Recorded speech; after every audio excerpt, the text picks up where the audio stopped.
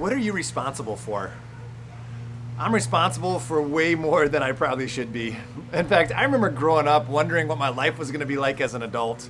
I was so excited to do all the things adults do, to get married, to buy a house, to own a car, to get a job. Like, I wanted to get out of my parents' house so bad. It was like, oh, I just want to be so grown up.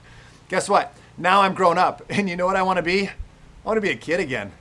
I just want to have the carefree life where I don't have to be responsible for anything, because it feels like at times there's this burden that I have this weight upon me because I have to be responsible for this and this and this and this. Because you know what comes with that house? A house payment. You know what comes with those cars? Car payments. You know what comes with a job? The fact that you got to get up every day and go to it and report to people and make sure that you're doing what you're supposed to be doing. Well, except in this season of COVID, it's actually been pretty nice. We haven't had much responsibility. There's been a freedom to it, and we're at a place now where it's like, how can I make sure that I keep a level of living where I don't have responsibility?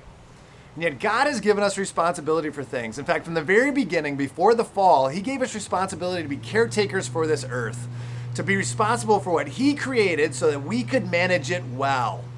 And then He gave us the responsibility to make sure that we pointed people in the right direction, that we lived lives that were necessary to help people understand who truly is ultimately responsible. Paul reminds us of that today in Ephesians. He reminds us who has full and ultimate responsibility. And this is what he tells us in Ephesians chapter 1:22. And God placed all things under His feet and appointed Him to be head over everything for the church, which is His body, the fullness of Him who fills everything in every way. See, there is one who's ultimately responsible for all things, and that's Jesus. And God placed all things under His feet, appointed Him to be head over everything for the church, which is His body, and the fullness of Him who fills everything in every way. See, as the body, we come together as the fullness of Christ, and then He fills us in every way. The responsibility that God has given us gets lived out in the fact that Jesus gives us what's necessary and fills us to be able to do exactly what He wants us to do.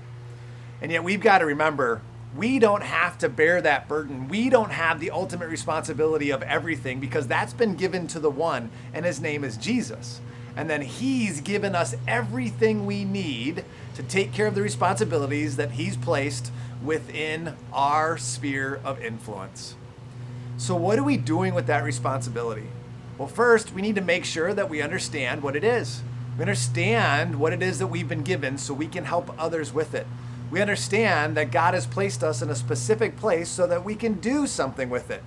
But it's not our responsibility to make sure that we carry all of it, but rather it's been placed under the responsibility of Jesus, and He fills us so we can make sure we do what we're supposed to do. And that's the second thing. Are we grounded in Him? Are we making sure that when we get up every day, when we go to our jobs, when we do what we're supposed to, that we're grounded in Christ? Because He's the one that gives us everything we need. So make sure that that's where you begin. And that's where you end. That it's in Jesus that He'll fill us up and be the fullness that we need to make sure we do what we're supposed to do. Hopefully you're having a great day. See you tomorrow.